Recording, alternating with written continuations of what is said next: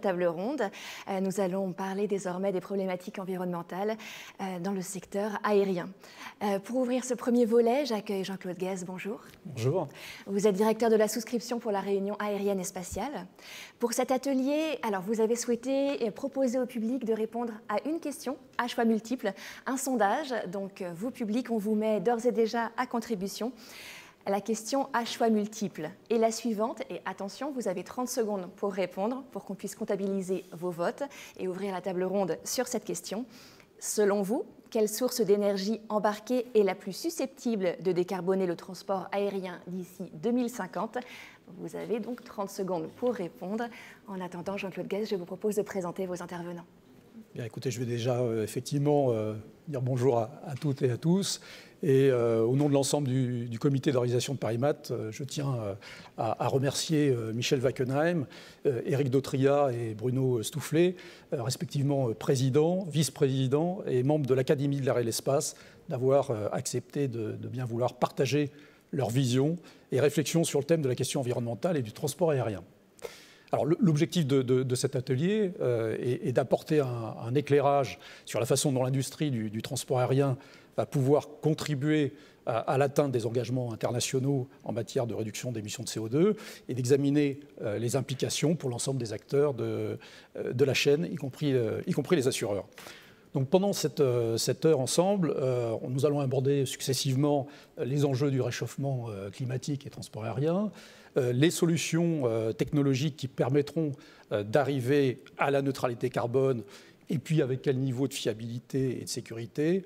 Nous verrons ce que cela signifie pour les opérateurs aériens ainsi que le rôle que peuvent jouer les organisations internationales.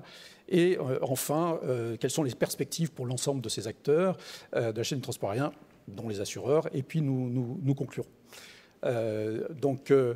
Je ne sais pas si on a Exactement, on a déjà la réponse. Donc effectivement, merci au public d'avoir participé. La réponse à 68% l'hydrogène, 19% les carburants synthétiques, 12% les batteries. Quel est votre retour ? Voilà qui est intéressant. Donc, alors, je vais lancer le débat. Si la crise du Covid-19 que le monde a traversée a entraîné provisoirement une réduction des émissions de CO2, elle a aussi renforcé la prise de conscience collective de l'urgence d'agir pour atteindre les objectifs fixés de réduction des émissions de gaz à effet de serre, voire la complète neutralité carbone dans les prochaines décennies. Donc je me tourne vers nos invités pour leur demander, selon eux, quels sont les enjeux du réchauffement climatique sur le transport aérien, sachant qu'on a tous en tête les objectifs des accords de Paris, ratifiés à l'issue de la COP21, de limiter le réchauffement climatique d'ici 2050 à moins de 2 degrés, idéalement 1,50 degré, en allant vers la neutralité carbone, sachant qu'on parle plutôt de 3 degrés maintenant. Michel, si vous voulez démarrer sur les enjeux et peut-être rappeler quelques données hors de grandeur de l'empreinte carbone de l'industrie du transport aérien, ainsi que les engagements qui ont été pris par celle-ci. Bon, de façon très factuelle, puisque l'Académie de l'air et de l'espace a organisé un colloque récemment avec la participation de la vice-présidente du groupe 1 du GIEC, donc je vais citer les chiffres qu'elle a elle-même cités. Les émissions de CO2, donc les émissions directes de gaz carbonique ou de gaz à effet de serre, disons, pour le transport aérien représentent 2,4% selon le GIEC. Évidemment, il y a une marge d'incertitude, mais 2,4% de l'ensemble. Lorsqu'on intègre les effets indirects, parce qu'il y a d'autres types de gaz à effet de serre que le CO2, et puis il y a par exemple les effets ce qu'on appelle les traînées de condensation, contrails en anglais, on arrive à 3,5%. Donc c'est les chiffres, les ordres de grandeur sont là.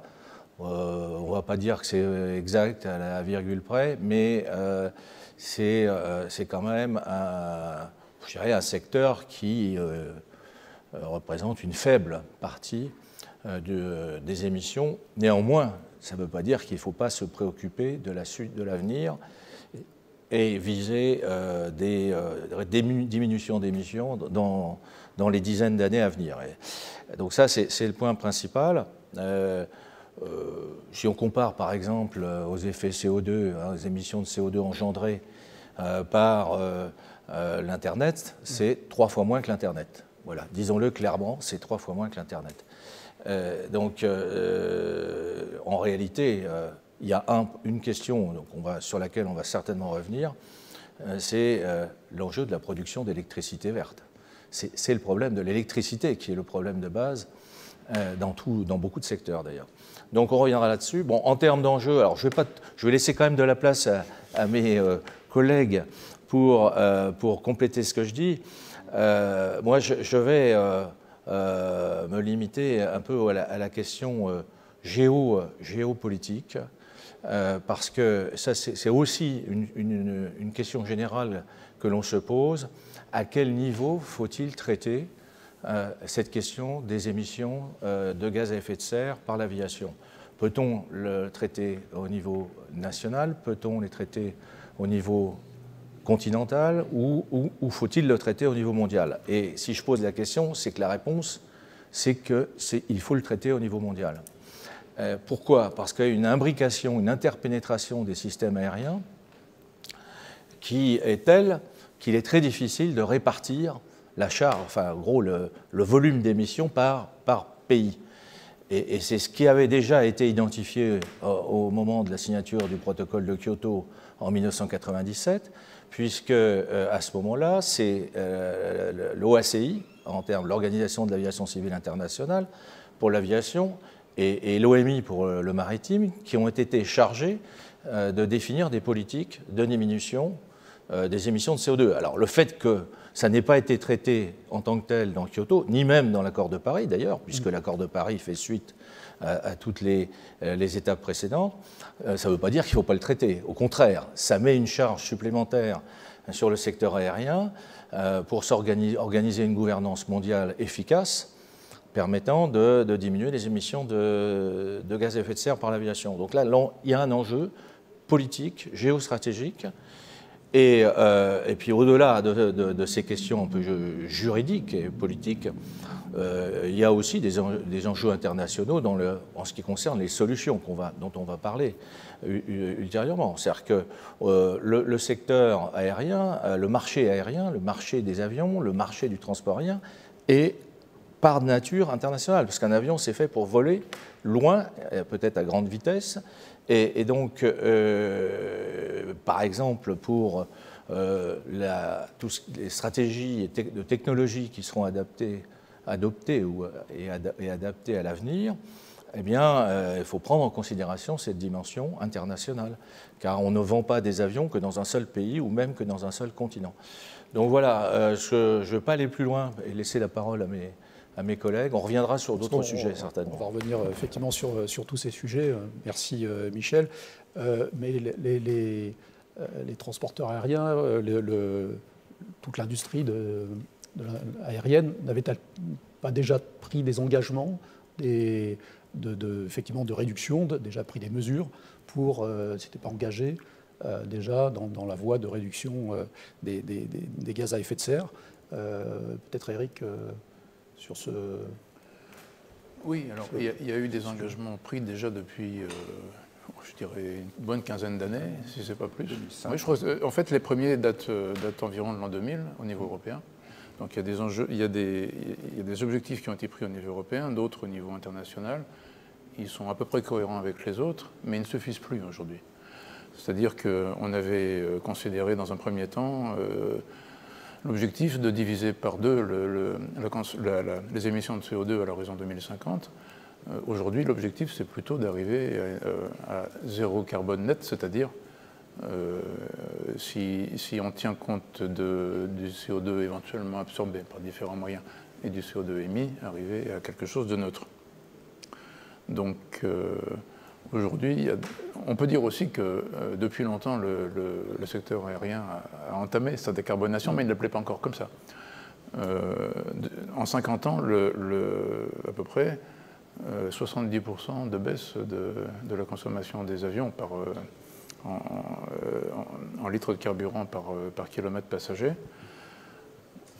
C'était lié essentiellement au départ à un objectif économique.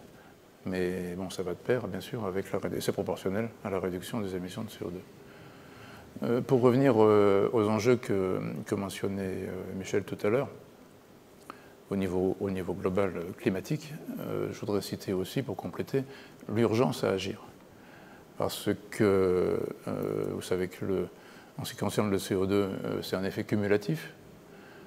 Donc on est aujourd'hui placé à l'intérieur d'une intégrale qui est celle des émissions de CO2 qui continueront jusqu'en 2050, voire plus, voire moins. Enfin, bon. Et donc cette urgence commande aussi les solutions. On y reviendra tout à l'heure, mais c'est un point très important. Et un autre enjeu, si on veut, c'est aussi un enjeu politico-social. C'est l'acceptation sociale, demain, du transport aérien. On voit bien qu'aujourd'hui, il y a beaucoup de débats assez passionnés sur le sujet, pas toujours tout à fait rationnels. On y reviendra aussi tout à l'heure. Mais c'est quelque chose qu'il nous faut considérer et que le secteur aérien professionnel doit considérer. Et puis une petite remarque aussi concernant l'électricité. Pourquoi l'électricité est-elle un enjeu? On y reviendra tout à l'heure, je pense aussi, mais ce n'est pas parce qu'il faut croire aux avions électriques. Vous verrez rapidement que non. Mais c'est que c'est un dénominateur commun d'à peu près toutes les solutions, de façon indirecte. Alors effectivement, parlant de solutions technologiques, Bruno, quels sont les principaux enjeux de ce point de vue-là? Et peut-être on pourra ensuite développer toutes les différentes technologies qui s'offrent au transport aérien en termes de solutions. Oui, donc je suis Bruno Stoufflet, je suis directeur de la recherche et innovation de Dassault Aviation. Mais depuis de nombreuses années, je participe à tout ce que la filière est en train de construire comme feuille de route. Vous savez que la filière aéronautique est très organisée et assez exemplaire de ce point de vue-là, puisque l'ensemble des acteurs industriels, recherche, etc., travaillent sur des mêmes feuilles de route technologiques pour répondre aux enjeux que Eric vient de rappeler, que ce soit au niveau français, avec le CORAC, Conseil d'orientation de la recherche aéronautique civile, ou au niveau européen, dans les partenariats qui ont été construits, Eric connaît bien, Clean Sky 2 et le futur Clean Aviation. C'est pour dire que je vais répondre de façon un peu collective, c'est-à-dire qu'est-ce que la filière est en train de préparer. Alors, comme vous le savez, la masse, c'est le facteur discriminant numéro 1 de l'aviation. Et donc ça peut conduire à des solutions différentes de celles du maritime ou du terrestre. Donc par exemple, l'électrique ou même l'hybride ne peut être réservé qu'à des avions qui font moins de 1000 km de rayon d'action, même quand on se projette quand on prend en compte le progrès qu'on peut imaginer des batteries, 400, 500 Wh par kilo, on n'arrive pas à boucler des avions qui vont au-delà de 1000 km. Donc voilà, l'électrique, l'hybride, c'est vraiment pour les avions qui font des petits rayons d'action. Et comme 85% des émissions sont en fait le fait des vols qui font plus de 1000 km, vous voyez que l'électrique, ça va être réservé qu'à une part minime quand même du futur de l'aviation. Alors de nouveaux usages, la mobilité urbaine peut-être, mais voilà. Donc finalement, pour l'instant, on ne voit toujours que la propulsion thermique comme solution pour les avions de ligne ou les avions d'affaires. Bien sûr, et donc il va falloir se préoccuper de substituer le carburant fossile par d'autres types de carburants. Alors, qu'est-ce que nous préparons, je dirais, pour le futur? Alors, je pense qu'on peut parler de 4 piliers. Le premier, c'est toujours d'améliorer la cellule, ce qu'on appelle la cellule, donc l'avion qui va être équipé de moteurs, et puis donc améliorer toujours la cellule et les moteurs, et il y a encore des perspectives d'amélioration. Sur l'avion lui-même, on est en train de travailler pour préparer des voilures vraiment très différentes de celles d'aujourd'hui, aller vers plus d'allongement, donc ça réduit la traînée induite, et aller vers des profils laminaires Donc laminaire, c'est réduire la traînée de frottement, on va dire, pour faire simple, sur la voilure de l'avion. Et les perspectives de gain, ils sont quand même de 10 à 15%, au prix peut-être d'une réduction de la vitesse. Mais ça, on peut imaginer que dans le futur, les avions aillent un peu moins vite qu'aujourd'hui. Perdre une demi-heure sur des trajets de plusieurs heures, c'est peut-être pas une pénalité si forte. Donc là, il y a des perspectives. Et du côté moteur, vous avez vu peut-être l'annonce récente de Safran et de GE qui imaginent des nouvelles architectures de moteurs avec l'idée d'aller jusqu'à des gains de 20%. Vous voyez, 10% du côté cellule, 20% du côté moteur. On estime qu'on a encore la capacité de gagner 30% globalement. Bon, tout ne s'additionne pas, mais avec d'autres allègements, on pourrait aller jusqu'à 30%. Et ça, c'est vrai pour les avions de ligne successeurs de la 320 ou les avions d'affaires. Voilà. Donc ça, à quel horizon de temps ? Ça, c'est la prochaine génération d'avions. Je pense que c'est de moteur, oui, c'est ce qui est possible. Donc ça, c'est quand même à prendre, parce que le pilier numéro 1, je dirais, du court moyen terme, c'est d'aller vers des carburants, des carburants qu'on appelle aéronautiques durables, soit issus de la biomasse, soit issus de l'électricité. On fait fabriquer du carburant à partir de l'électricité, d'hydrogène et de CO2 capturé, par exemple. Mais ça ne peut être envisageable que si on a fait des progrès sur les avions pour que le besoin soit compatible de ce qui sera disponible. Donc aujourd'hui, le transport aérien consomme 300 millions de tonnes de kérosène par an. L'horizon en 2050, c'est à peu près 1000 millions de tonnes de kérosène.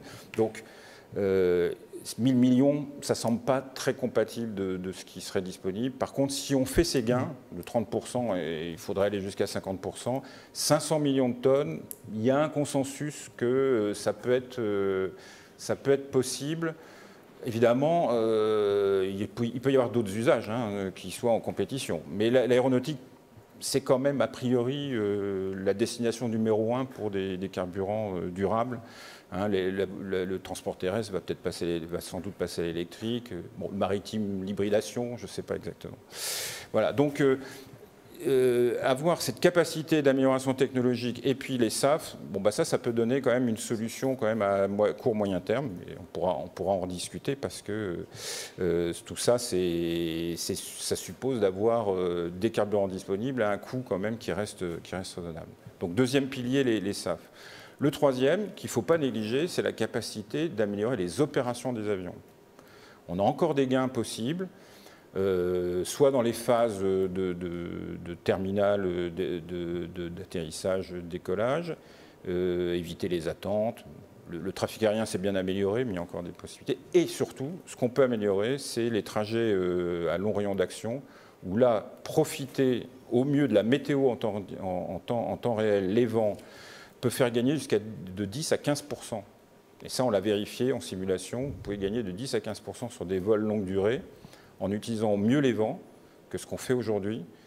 Et ça, c'est très, très approprié pour les avions d'affaires qui volent au-dessus du trafic et qui ont des capacités d'optimisation de leur route. Donc 10 à 15%, c'est quand même pas mal, sachant que l'avion, il est comme il est, quoi. Il n'y a pas besoin d'aller faire des développements et de passer à une génération ultérieure d'avions. Donc ça, les opérations, c'est quelque chose qui est à court terme sans doute très, très efficace. Et puis la quatrième, c'est imaginer les ruptures du futur, aller au-delà des carburants de synthèse et donc passer à des carburants vus comme très propres. Donc l'hydrogène, évidemment, est un candidat aujourd'hui assez emblématique. Et donc c'est pour ça que nous avons collectivement lancé des développements qui restent à ce stade de faisabilité technologique et qui ont été accélérés par le plan de relance national et puis accompagnés par les plans de relance européens. Voilà, donc ça fait les 4 piliers avec des horizons qui peuvent être différents. Court terme, les SAF et puis les opérations. Moyen terme, la nouvelle génération et puis l'hydrogène pour 2035+, comme on dit. Alors peut-être avant de refaire un tour de table, on a quelques questions qui sont déjà remontées grâce au public. Une première, quelques précisions en fait par rapport aux émissions que vous avez citées par rapport à la comparaison avec Internet par exemple. La question est de savoir si les chiffres donnés intègrent les émissions des infrastructures aéroportuaires. Est-ce que ça intègre les infrastructures aéroportuaires? Très franchement, qu'ils soient intégrés ou pas, les ordres de grandeur sont les mêmes. Parce que les émissions liées directement aux activités aéroportuaires sont très faibles par rapport à l'essentiel qui résulte des avions eux-mêmes. Donc, ceci étant, les aéroports font des efforts pour réduire les émissions qui leur sont propres, mais c'est une toute petite part de l'ensemble. D'accord. La deuxième question, quid de l'effet rebond, jamais pris en compte, moins de consommation mais toujours plus de trafic, nous dit cette personne. Est-ce que ça suscite une réaction chez vous? Est-ce que le trafic peut continuer? Enfin, on sait qu'il va reprendre, hein, et il a déjà repris. Il continue à croître indéfiniment avec le développement. On prend en compte dans les scénarios, parce que quand même, nous sommes quand même une profession, le transport aérien, qui a établi des scénarios jusqu'en 2050, voire au-delà. Les fameux Waypoint 2050, Destination 2050, hein, au niveau européen. Dans le cadre de la TAG, c'est une association de tous les acteurs du transport aérien. Donc on regarde des scénarios et on prend en compte, bien sûr, des augmentations, des hypothèses sur les augmentations du transport aérien. C'est pour ça que je disais que aujourd'hui, la consommation est de 300 millions de tonnes, et donc les perspectives, ça serait 1000 millions de tonnes. On sait que ça, c'est pas soutenable. Donc c'est pour ça qu'on accélère sur les technologies pour descendre à 500 millions de tonnes en 2050. Mais on prend en compte, bien sûr, dans ces scénarios, l'évolution du transport aérien. Donc ça n'est pas un élément extérieur à notre réflexion. Il est complètement intégré. Peut-être pour compléter ça, c'est vrai que dans le passé, les gains de consommation de carburant, les gains de performance des avions ont servi notamment, entre autres paramètres, hein, à baisser le prix du billet. Et donc ça a incité plus de gens à voler. Ça fait partie des effets rebonds. À l'avenir, les nouveaux carburants dont parlait Bruno, ils ne seront pas moins chers que le kérosène. Ils seront plus chers. On ne sait pas encore, on en reparlera certainement tout à l'heure, on ne sait pas encore dans quelle proportion. Ça dépend des procédés utilisés, ça dépend aussi de la nature de ces carburants, mais ils seront plus chers. Donc de ce point de vue-là, il n'y a pas d'effet rebond à attendre. Il peut y en avoir un à partir de la continuation de l'amélioration des performances. Mais enfin, aujourd'hui, on est dans une situation tellement incertaine concernant l'avenir, disons, à 10, 20 ans du transport aérien, compte tenu de la crise Covid et de la vitesse à laquelle le système récupérera, que c'est difficile d'établir des prévisions. Je reviens sur votre question, parce que je sens derrière qu'il y a quelque chose qui me semble important, qui est l'évolution de l'efficacité énergétique. Bon, il y a ça. Et puis l'impact du trafic qui va être supérieur à les améliorations en termes d'efficacité énergétique. C'est pour ça qu'on recherche, que l'industrie, comme l'a dit Bruno, recherche des solutions à émissions zéro. À terme, c'est ça l'objectif, c'est émissions zéro. Et je voudrais souligner une chose, c'est que dans un monde où il y a émissions zéro, l'impact de la croissance du trafic sur les émissions est nul. À partir du moment où on aura mis en œuvre des solutions qui diminuent considérablement les émissions de CO2, voire qui, au bout du compte, quand on a pris en compte tout le cycle, sont nuls, eh bien, ça autorise une croissance du trafic. Contrairement à ce que certains préconisent, c'est-à-dire que les personnes qui ne croient pas à ces évolutions technologiques disent, comme vous n'y arriverez pas, eh bien, il faut vous appuyer sur la tête et réduire l'activité. Bon, elle n'a pas besoin de ça en ce moment, mais il faut bien se dire que ce qui est recherché, le but ultime, c'est bien de diminuer les émissions à la source jusqu'à zéro. Ça sera en 2050 ou autour de 2050. Bon, là, je ne veux pas m'avancer parce que ce sont les industriels qui ont leur propre stratégie, mais c'est quand même ça l'objectif. La stratégie aujourd'hui politique, c'est celle-ci. Puis je voulais ajouter une petite chose, parce que vous avez fait mention du sondage à 68%, l'hydrogène est la solution d'avenir. C'est la solution d'avenir pour les avions qui n'iront pas à plus de 500 km et avec 50 passagers à bord. Enfin, je vous donne un ordre de grandeur. Ça ne veut pas dire, et faut le dire, Bruno me contredira peut-être, j'en sais rien, mais ce n'est pas parce qu'on sait le faire pour des petits avions à courte distance qu'on saura le faire dans l'avenir pour des avions plus gros. Aujourd'hui, on ne voit que cette catégorie d'avions qui pourraient être propulsés à l'hydrogène. Liquide, on parle, liquide. Mais après, il y a d'autres modes de propulsion, enfin, ce qui a été évoqué, les futurs carburants, éventuellement fabriqués à partir de l'hydrogène gazeux. Mais l'hydrogène liquide tel qu'on l'imagine aujourd'hui, en termes de futur, c'est quand même limité à des avions à faible rayon d'action. Et comme tu le disais, 15%, ça répond à 15% du problème. Il faut bien traiter les 85% qui restent. Quoi. Ouais. Enfin, il y a quand même, les études, elles essayent d'aller quand même plus loin. Le brique technologique qu'on développe, ça vise quand même les avions, les moyens courriers. Ouais, est-ce qu'on va y arriver? Bon, c'est la grande question. Parce que la 320 est inclus dedans ou pas? Oui, Airbus a annoncé.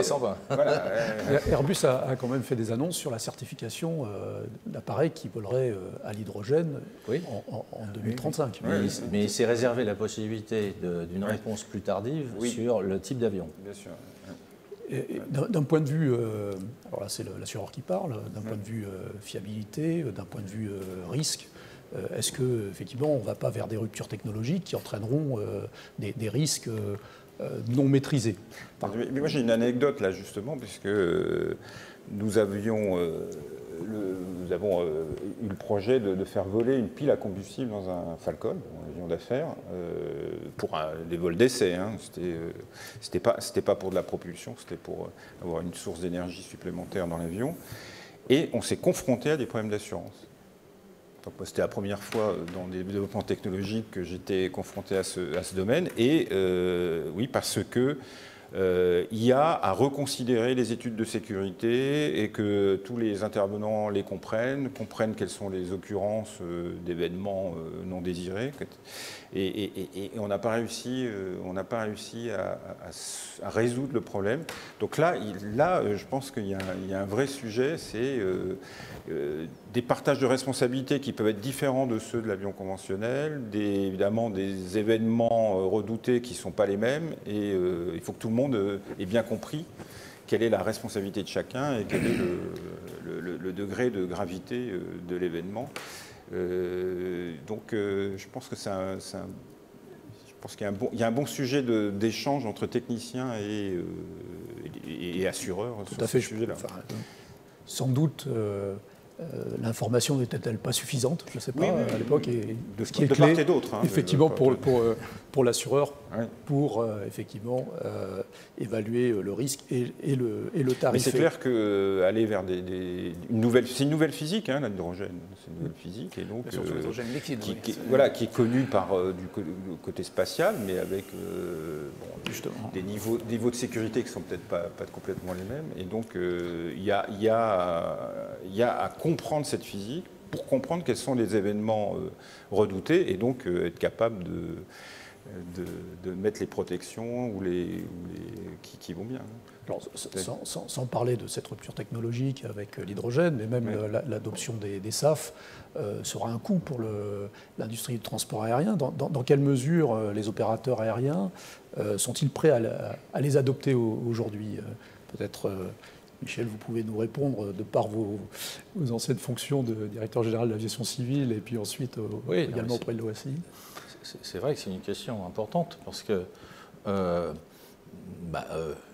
dans le passé, les compagnies aériennes ont, comme le disait Eric tout à l'heure, spontanément cherché à réduire leur consommation de carburant parce qu'ils y avaient intérêt. Pas forcément pour des questions de changement climatique dont on ne parlait pas d'ailleurs à l'époque. Donc aujourd'hui, le monde du transport aérien est prêt à faire tous les efforts, à mon avis. Et ça a été dit par le directeur général de l'IATA, justement, lors de notre colloque. Toutefois, évidemment, c'est dans la limite du modèle économique qui est le modèle le plus répandu aujourd'hui, c'est-à-dire On est dans un monde concurrentiel, international, libéralisé. Rappelons ça quand même. Hein. Il y a 40 ans, le monde du transport aérien n'était pas libéralisé. On aurait pu imposer des règles très strictes aux transporteurs aériens sans difficulté. Bon, depuis, la libéralisation est intervenue. La libéralisation du transport aérien dans les années 80-90, ça a consisté à ouvrir l'accès au marché, ça a consisté à laisser les compagnies aériennes fixer leurs tarifs librement et à offrir les capacités qu'elles souhaitaient. On est là aujourd'hui. C'est cette politique-là qui a été suivie. Politique d'ailleurs qui n'est pas sans défaut, entre guillemets, hein, par rapport aux aspects climatiques. Et lorsque des compagnies aériennes offrent des trajets intra-européens, par exemple, à moins de 10 € pièce, on peut se poser la question, est-ce qu'ils ont bien pris en compte les externalités environnementales dans leurs tarifs? Lorsque des collectivités offrent des subventions à des transporteurs aériens pour desservir leurs aéroports, est-ce que aussi c'est bien dans l'ordre des choses d'un modèle économique soucieux de l'environnement? Donc il y a ce genre de questions qui se posent. Il y a également des questions qui vont plus loin. On a aujourd'hui une réglementation sur les émissions de gaz carbonique, une réglementation internationale adoptée par tous les États, etc., donc, qui est en vigueur. Tous les avions sont certifiés, et donc il y a des règles de certification des avions et des moteurs pour les émissions de CO2. On a un certain nombre d'autres règles environnementales. Il peut y avoir aussi des idées supplémentaires en matière de réglementation. Il y a déjà, d'ailleurs, c'est pas nouveau, il peut y avoir des aéroports ou des pays qui refusent l'accès à leurs aéroports à certaines catégories d'avions, considérées comme trop polluants. Il peut y avoir également la tentation d'imposer des taxes en fonction justement de la performance écologique des avions. Donc il y a tout un tas de choses nouvelles qui se posent, ce que nous avons examiné au sein de l'Académie de l'air et de l'espace, et qui nous conduisent à dire le moment est venu. La précédente politique a été définie, a été discutée au niveau mondial il y a à peu près une dizaine d'années au niveau de l'OACI, dans un cadre qu'on appelle une conférence de transport aérien qui regroupe les 193 États, ou 194 maintenant, de l'OACI. Est-ce qu'il n'est pas temps d'y réfléchir? Car on risque de se trouver dans une situation où certains États voudront imposer certaines règles, d'autres ne voudront pas accepter ces règles, et on aura des difficultés, voire des différends comme celui qu'il y a eu en 2012 entre l'Union européenne et le reste des pays du monde, lorsque l'Union européenne a voulu imposer son système d'ITS européen. Elle a été obligée de reculer parce qu'il y a eu vraiment une difficulté majeure et un isolement de l'Europe. Donc il faut, je crois, prévenir, anticiper toutes ces questions-là, toutes ces évolutions qui ont leur importance, et peut-être organiser une conférence de transport aérien qui serait la 7e de l'histoire de l'OACI à Montréal. C'est ce que et lorsqu'on parle de réglementation, on parle des États. Il y a aussi les incitations. On peut parler d'incitation, pas forcément des règles, mais on parle. Bruno évoquait les améliorations de performance des avions actuels. Bon, des incitations sont-elles possibles pour renouveler les flottes? Il y a des études qui montrent que si instantanément on remplaçait tous les avions volants, les avions d'ancienne génération, par des avions de nouvelle génération, de dernière génération, sortant cette année, eh bien on gagnerait instantanément 30% sur les émissions de CO2. Il est possible. Donc, est-ce qu'on est capable de mettre en œuvre des incitations qui encouragent les compagnies aériennes à le faire? Pour compléter ce que dit Michel, vous savez que la France a adopté une loi là, qui va imposer des taux d'incorporation de carburants aéronautiques durables, Sustainable Aviation Fuel en anglais, aux compagnies en 2025 à hauteur de 2%. Et, si je ne me trompe pas, en 2030 à hauteur de 5%. Donc là, c'est une obligation qu'auront les compagnies d'incorporer du carburant aéronautique durable dans leur carburant. Aujourd'hui, on en est loin, hein, donc il va falloir y arriver, hein, 2025. Alors, les moteurs sont capables, hein, il n'y a aucun problème. Du point de vue technique, il n'y a pas de problème. C'est du point de vue économique, il va y avoir bien sûr un impact dans l'équation des compagnies aériennes. Alors je crois qu'il y aura des mandats européens aussi qui vont prendre le relais, mais je ne les ai pas en tête. Donc ça permet effectivement de regarder les perspectives à venir. Je me tourne vers Eric, vous qui avez présidé aux destinées de Clean Sky, aujourd'hui Clean Aviation. Est-ce que selon vous, le transport aérien sera au rendez-vous de la neutralité carbone? On a vu qu'en 2050 que c'est relativement bien engagé d'un point de vue technique. Après, ça nécessite l'implication de l'ensemble de la chaîne et au plan international et des organisations internationales. En fait, voilà, quels sont les enjeux selon vous pour conduire une telle transformation, compte tenu de son coût, compte tenu de ses implications aussi peut-être sociétales? Voilà, je vous laisse. Je dirais que, avant de parler des enjeux ou des perspectives, je pense qu'il faut avoir en tête, pour réfléchir à tout ça, quelques règles de bon sens qui sont d'ailleurs apparues, je pense, j'espère, à travers nos interventions précédentes. La première, c'est de se focaliser sur ce qui compte vraiment. Donc on a parlé des 80% de l'ensemble des émissions de CO2, c'est ça qui compte. Si accessoirement on peut faire quelques avions électriques qui peuvent emporter 3 passagers tout mouillés, bon, c'est bien, mais c'est pas vraiment le sujet. Ça ne veut pas dire qu'il ne faut pas le faire, hein, mais c'est pas vraiment le sujet. Même chose pour les avions à pile combustible, etc. J'irai un peu plus loin en parlant de l'hydrogène, mais je voudrais faire une parenthèse sur l'hydrogène, j'y reviendrai plus tard, parce que j'ai bien connu ça dans ma vie antérieure. Par ailleurs, il faut considérer l'ensemble des besoins humains futurs dans leur globalité et éviter de raisonner en silo. Il y a une forte tendance aujourd'hui, de la part de certains intervenants dans le débat public, associations écologistes ou autres, à considérer que voilà, chaque secteur a sa part qui était celle de ses émissions respectives proportionnelles, disons, en 2018, parce que c'est il y a 2 ans, c'est récent, bon. Et chacun doit réduire proportionnellement. Mais c'est omettre 2 questions, l'utilité sociale de chacun de ces secteurs, et je pense que l'aviation n'a pas forcément à rougir d'un débat qui comparerait son utilité sociale à celle de... Non, je vais citer personne ni aucun autre secteur, à d'autres secteurs. Et d'autre part, la facilité à se décarboner. Parce qu'aujourd'hui, pour l'automobile, c'est plus facile de faire des véhicules électriques que pour l'aviation d'arriver au 0 carbone. Et il faut aussi y avoir bon, Michel l'a dit au tout début, hein, il faut avoir un raisonnement mondial. Ça ne peut être que mondial. À la fois le transport aérien et les émissions de CO2 sont des sujets planétaires. Hein. Donc tout raisonnement ou toute perspective nationale ou même européenne, mais en tout cas nationale, n'a aucun sens. Aucun sens.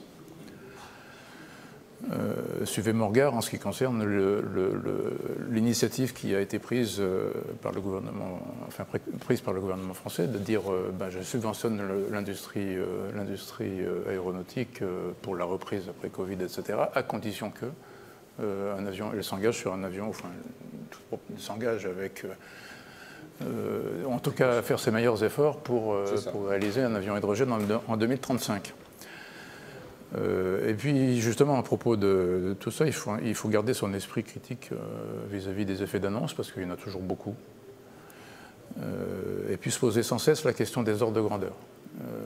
Et ça, c'est quelque chose qui se fait très rarement dans l'ensemble du débat sur la transition écologique. On n'entend pas souvent parler d'ordre de grandeur, par exemple en ce qui concerne les biocarburants. Donc voilà, ce qu'il nous faut éviter à la fois le greenwashing et l'aviation bashing. Donc l'aviation de 2050, on peut la considérer selon plusieurs angles, mais ils ont déjà été cités. Le moins difficile à prédire, c'est celui de l'amélioration des performances. donc les 30% qu'a cité Bruno. Espérons mieux, hein, avec aussi les évolutions des opérations du transport aérien. Et c'est indispensable de toute façon, parce que même si on arrivait à un système, ou plutôt même quand on arrivera à un système zéro carbone dans son ensemble, ça utilisera de l'électricité de toute façon pour produire des carburants synthétiques, mettons. Et cette électricité sera utilisée par tout le monde. Je dirais, il y aura une sorte de compétition sur l'usage de l'électricité qui fait que, à la fois pour des raisons économiques et la limite politique, il faut absolument que chacun réduise son besoin.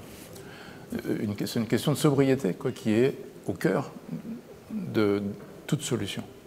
Alors le deuxième point, c'est celui des biocarburants, des carburants alternatifs, donc ce qu'on appelle les SAF, hein, c'est Sustainable Alternative Fuels, donc qui inclut les biocarburants de première, deuxième génération, et je dirais surtout, à notre avis, le plus plausible, c'est les carburants synthétiques, donc qui sont produits, aujourd'hui ça existe déjà à titre, disons, d'unité expérimentale. Par exemple en Allemagne, il y a déjà beaucoup de travail qui a été fait là-dessus. Donc on produit d'abord de l'hydrogène par électrolyse de l'eau et on capte le CO2 de l'atmosphère. On en réalise disons un kérosène synthétique qui a des caractéristiques proches du kérosène actuel. Ça peut même être un peu meilleur vis-à-vis de certains effets induits sur l'effet de serre. Et ensuite, le CO2 en question est réémis en vol, mais globalement, on arrive à un bilan carbone nul. Alors après, c'est nul, c'est epsilon, c'est un peu quelque chose, ça dépend de l'ensemble du système, de son efficacité, du transport, etc. Mais enfin, c'est ça l'esprit. Autre solution possible, l'hydrogène. Alors là, je voudrais effectivement faire un petit point particulier. J'ai été directeur des lanceurs au CNES dans une vie antérieure, qui était donc le maître d'œuvre du développement, notamment d'Ariane 5, le lanceur actuel, qui fonctionne largement à l'hydrogène et oxygène liquide. Alors il s'agit effectivement pour les avions du futur d'hydrogène liquide. On peut faire des petits avions à hydrogène gazeux, mais très vite la masse du réservoir et l'encombrement lié à l'hydrogène liquide pressurisé, pressurisé à 700 bars, devient complètement prohibitif. Donc hydrogène liquide, qui a la vertu d'avoir un très bon pouvoir calorifique, mais en même temps une densité très faible, ce qui fait que toute chose égale, disons, pour remplacer le kérosène d'un avion type A320, il faut un réservoir 4 fois plus gros que celui d'aujourd'hui. Et très isolé thermiquement. C'est l'une des difficultés dont on ne sait même pas si on saura la résoudre. Mais enfin, pour remonter un peu en amont dans le système, cet hydrogène, il faut le produire par électrolyse pour que ce soit un hydrogène propre, hein, vert. Bon, mais ça, c'est commun avec les carburants synthétiques. Si on veut l'hydrogène liquide, il faut produire cet hydrogène liquide à proximité immédiate de son utilisation. Parce qu'on ne transporte pas l'hydrogène liquide. Il a la mauvaise caractéristique de s'évaporer. Il est stocké à peu près à la pression ambiante. Il faut bien qu'il s'évapore, même s'il est très isolé, ça s'évapore. Donc vous imaginez des pipelines sur 1000 km qui transporteraient de l'hydrogène gazeux, liquide, c'est inimaginable. Donc il faut au moins le liquéfier sur place. Les usines de fabrication d'hydrogène liquide à Kourou, il y en a une, elle est classée Seveso seuil haut. Vous qui parliez de risque, voilà, c'est classé Seveso seuil haut, elle est plusieurs ordres de grandeur plus petite que ce qu'il faudrait pour alimenter Roissy si on voulait qu'une part significative, disons, de la flotte fonctionne à l'hydrogène. Sur Ariane en Guyane, lorsqu'on commence à remplir le lanceur, on évacue la zone de lancement. Il n'y a plus personne à partir du début du remplissage. Et le lanceur décolle, bien sûr, tout seul, il n'a pas besoin de pilote. Alors, ceci dit, on sait mettre des astronautes aussi sur un lanceur qui comporte, comme la navette, qui comportait de l'hydrogène liquide. Ce n'est pas impossible. Enfin, ça vous donne une petite idée, disons, des difficultés. Je lisais récemment dans la presse là, que L'aéroport de Paris a commencé une étude là-dessus avec Air Liquide. Les premières idées qui pointent, c'est que peut-être il faudra faire une zone spécifique pour les avions à hydrogène. Ça ne se mélangera pas avec ceux à kérosène qui devraient continuer à exister. Autre point, si on veut, donc pour l'aéroport, c'est un changement colossal. Mais si c'est seulement Roissy qui s'équipe, l'avion n'ira pas loin. Donc il faut que, et comme on est dans un système de transport mondial, il faut que le monde s'équipe de tout ça. C'est colossal. Imaginez que tous les aéroports du monde, les aéroports qui comptent, s'équipent de ce genre de système. Même si ça ne concerne pas les longs courriers, les A320 se vendent dans le monde entier. Non, mais... Donc il faut voir effectivement que la solution hydrogène est loin d'être évidente et pose des défis immenses. Et je suis certain que si on refaisait un sondage, peut-être qu'on n'aurait plus tout à fait les mêmes réponses. Ce qui est important, c'est ce que tu as dit. C'est pas seulement de faire voler un avion à hydrogène, on y arrivera sans doute, etc. C'est vraiment toute l'infrastructure autour. Et ce qu'on a touché du doigt, nous, avec une petite pile à combustible, c'était déjà ça. C'était la manipulation au sol qui posait problème. C'était pas de la mettre dans l'avion. Donc il ne faut effectivement pas oublier du tout tout ce qui se passe au sol avant que l'avion prenne.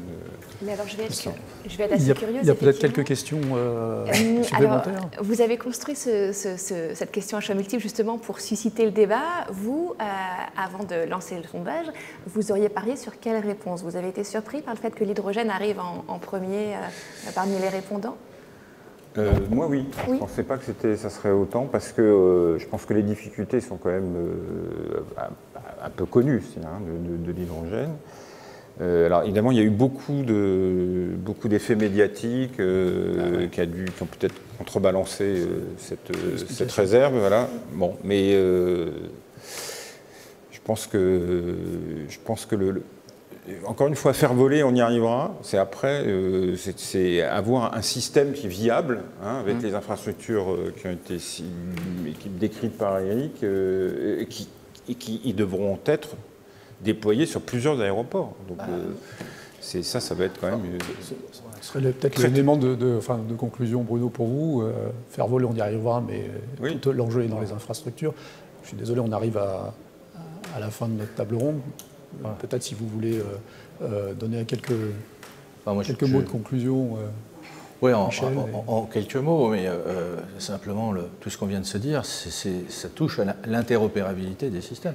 Le système aérien est forcément interopérable, sinon on ne peut pas faire voler les avions partout. Il faut que les avions puissent se poser sur un grand nombre d'aéroports dans le monde. Et pour des raisons techniques, il y a une organisation qui a été créée pour ça. C'est le rôle de cette organisation. On insiste là-dessus, non pas parce que j'ai présidé son assemblée, mais il faut des accords internationaux sur les aspects techniques, sur les normes, les standards qui permettront la mise en œuvre de toutes ces innovations. On l'oublie aussi. Il faut qu'il y ait quand même une certification de tous ces systèmes. Et pas seulement une certification européenne, une certification mondiale. Donc, qu'elle soit américaine, qu'elle soit européenne, qu'elle soit d'autres pays. Et puis, j'aurais aussi insisté sur une chose, c'est qu'il faudrait qu'il y ait un plus grand consensus au niveau international sur l'objectif fixé au secteur aérien. On a parlé tout à l'heure des objectifs européens. Je voudrais vous dire qu'il n'y a pas d'objectif mondial. Il n'y a pas une déclaration qui dit l'aviation civile internationale, par exemple, atteindra le net zéro carbone en 2050. Ça n'existe pas dans les textes internationaux. Et nous pensons qu'il faut passer par cette étape, et il y a une occasion qui se présente l'année prochaine avec une assemblée de tous les États membres de l'OACI, donc à Montréal. Il faut préparer cela. La France va assurer la présidence de l'Union européenne au premier semestre de l'année prochaine. C'est l'occasion d'avoir une action pour progresser dans ce domaine-là, parce que sinon on se trouve toujours avec des débats interminables entre les pays développés, les pays en développement ou émergents. Les uns voulant fixer des objectifs très ambitieux, les autres disant bah non, nous on n'est pas complètement à l'origine de la situation actuelle, donc vous devez faire des efforts supérieurs aux nôtres. Nous, on fera des efforts un peu plus tard. C'est le différent qui existe aujourd'hui dans les discussions à Montréal. C'est entre la responsabilité commune mais différenciée, comme on l'appelle, qui figure dans l'accord de Paris, je le rappelle, on fait souvent référence à l'accord de Paris. L'accord de Paris admet une responsabilité commune mais différenciée et le principe de non-discrimination qui résulte de la Convention de Chicago. Donc nous préconisons quand même une initiative politique forte avant l'année prochaine. Merci Michel. C'est une conclusion forte et effectivement méritée d'être partagée. Eric, peut-être si vous voulez... On n'a pas évoqué les questions, ou très peu les questions sociales ou sociétales, disons, l'image du transport aérien, etc. Mais je pense qu'il faut éviter, disons, les raisonnements un peu à courte vue qui sont un peu simplistes, qui sont basés sur une espèce de honte, de position morale, qui n'a pas réfléchi ou qui refuse de réfléchir aux solutions techniques. Merci Eric. Je crois qu'effectivement, on va conclure sur... Il y a peut-être une question. Oui, voilà, exactement. Voilà. Il y a une question qui n'est pas trop sur les solutions, mais qui est sur le contexte. Je vous la transmets. La politique CSR des grands comptes internationaux, de plus en plus sensible à la maîtrise de l'impact carbone, combiné à un effet de réduction des coûts, ne fragilise-t-il pas l'industrie aéronautique très dépendante de l'activité voyage d'affaires? Donc plus sur le contexte. La politique CSR, alors, c'est-à-dire... il y aura effectivement un changement de paradigme en termes de voyage d'affaires. Et effectivement, parce que, de plus en plus utilisant la visioconférence, mais après, il faut quand même se déplacer à un moment donné pour et on enlève les relations humaines. Dire un mot, c'est que j'ai toujours l'aviation d'affaires, ça représente 2%. Non, mais peut-être le business. Ouais, 2% du transport aérien. Donc en fait, on se retrouve, l'aviation d'affaires est évidemment très exposée dans le cadre de ce qu'on disait, mais elle ne représente que 2%. Et donc on se retrouve dans la même situation que le transport aérien vis-à-vis du reste de l'activité humaine, 2% des 2,5%. Moi, ce que je pense, c'est qu'effectivement, il va y avoir des évolutions dans l'utilisation de l'aviation d'affaires. Je pense qu'elle va être beaucoup plus partagée. C'est une réflexion personnelle. C'est-à-dire qu'il y a quand même pas mal de personnes qui vont sans doute réduire leur nombre de voyages, mais qui vont privilégier des voyages dans des avions avec moins de personnes, où ils vont pouvoir travailler dans des conditions... Il ne faut pas oublier, l'aviation d'affaires, c'est principalement pour des personnes qui travaillent pendant leur trajet. Alors on voit évidemment certains excès parfois, mais c'est des gens qui travaillent pendant leur trajet. Et donc je pense qu'il va y avoir toute une classe de personnes qui ont une utilité économique quand ils se déplacent, qui vont aller vers l'aviation d'affaires pour être dans des conditions sanitaires mieux maîtrisées, avec des facilités évidemment de parcours. Il ne faut pas oublier, l'aviation d'affaires, ça permet d'aller d'un point A à un point B au plus près d'où vous voulez aller. Donc ça a aussi des effets bénéfiques en termes d'émissions. Voilà, c'est important de effectivement le préciser. Merci. Nous sommes arrivés au terme de notre table ronde. Moi, en tant qu'assureur, je reste confiant dans les capacités effectivement de la filière aérienne d'aller vers la neutralité carbone. En fait, en 30 ans quasiment de carrière, j'ai vu le nombre d'accidents réduit quasiment par 80%. Et bien, c'est à peu près les mêmes enjeux. Maintenant, effectivement, ça nécessite un effort de tous les acteurs, y compris de façon holistique des gouvernements. Si vous voulez en savoir plus, puisque l'Académie de l'air et l'espace avait organisé un colloque sur les défis climatiques et l'aérien, vous pouvez le retrouver sur le site de l'Académie de l'air et de l'espace. Et puis, s'agissant de de tous les impacts de maîtrise des risques. Je vous donne rendez-vous en 2022, puisqu'on avait reporté le thème d'une table ronde qui était le futur de l'aviation, facile par l'innovation, perspectives technologiques et impact sur la maîtrise des risques. Donc voilà, rendez-vous, puisqu'on est en plein dans le sujet, en 2022 pour les aspects de maîtrise des risques et de gestion des risques. Très bien. Merci à vous, merci à nos invités, et merci pour votre attention. Alors merci beaucoup effectivement à tous pour cet échange de qualité. Effectivement, on a pu prendre le temps effectivement de parler à la fois des solutions et du contexte, c'était très intéressant. Merci effectivement aux personnes qui participent sur le chat. On essaie de répondre à toutes vos questions avec les intervenants sur place. Après la pause partenariat, donc, qui permet effectivement de voir différentes vidéos grâce aux partenaires tech, d'avoir quelques idées d'innovation. Nous parlerons alors encore de l'environnement, mais cette fois-ci du côté maritime, avec l'évolution du secteur maritime en matière de réduction des polluants atmosphériques. Merci beaucoup. Merci.